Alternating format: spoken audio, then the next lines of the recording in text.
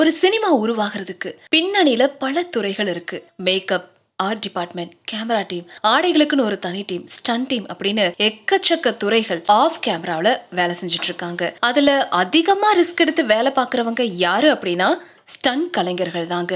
100 கோடி 200 கோடி சம்பளம் வாங்கக்கூடிய நடிகர்கள் அந்தரத்துல பறந்து பறந்து சண்டை போட பெரும்பாலும் டூப் போட்டு தான் நடிப்பாங்க. அந்த மாதிரியான ரிஸ்க் எடுக்கிற சண்டை காட்சிகளை நடிக்கிறது ஸ்டண்ட் கலைஞர்கள் தான். இப்படி தன்னுடைய உயிரையே பணையம் வச்சு வேலை பார்க்கிற ஸ்டண்ட் கலைஞர்களுக்கு போதிய இன்சூரன்ஸ் வசதி செஞ்சு கொடுக்கறது இல்ல அப்படிங்கிற ஒரு குற்றச்சாட்டு தொடர்ந்து முன்வைக்கப்படுது. இப்போ இந்த விவகாரம் ரொம்ப பூதாகரமா வெடிச்சிருக்கிறதுக்கு காரணமே எஸ்.எம். ராஜு அப்படிங்கிற ஒரு ஸ்டண்ட் கலைஞருடைய மரணம் தான். இவரு பா. ரஞ்சித் இயக்கத்துல உருவாகிட்டு இருக்கிற வேட்டுவம் அப்படிங்கிற திரைப்படத்துல கார் சேசிங் சீன்ல நடிச்சிட்டு வந்தாரு. இதுல எதிர்பாராம ஒரு ஆக்சிடென்ட் ஆக அந்த விபத்துல சிக்கிய ராஜு சம்பவ இடத்திலேயே உயிரிழந்தாரு. அவருடைய மறைவு ஒட்டுமொத்த இந்திய திரை உலகத்திலையும் ரொம்ப பெரிய தாக்கத்தை ஏற்படுத்துச்சு. ஏன்னா எஸ்.எம். ராஜு தமிழ்ல மட்டும் இல்லாம ஹிந்தி, தெலுங்கு அப்படின்னு பல மொழி படங்கள்ல ஸ்டண்ட் கலைஞரா வேலை பண்ணிருக்காரு. சோ பல ரிஸ்கான ஸ்டண்ட் காட்சிகளை அசால்ட்டா செஞ்சு அசத்துவாரு. எஸ்.எம். ராஜுவுடைய மறைவுக்கு பின்னாடி பாலிவுட் நடிகரான அக்ஷய் குமார் ஸ்டண்ட் யூனியன்ல முறையா பதிவு செஞ்ச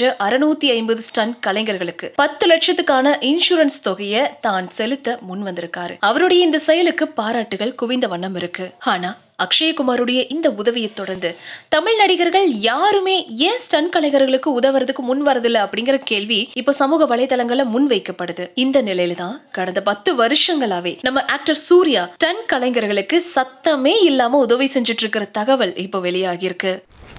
Flix 9 உங்க கையால ஓபன் பண்ணுங்க. ரொம்ப சந்தோஷமா. Flix 9 ஓடிடிக்கு வந்து என்னுடைய நெஞ்சார்ந்த வாழ்த்துக்கள். நல்லா ஓட்டும், நல்ல படங்கள் பெரிய லெவலில் ஓட்டும் நான் வாழ்த்து. Thanks a lot.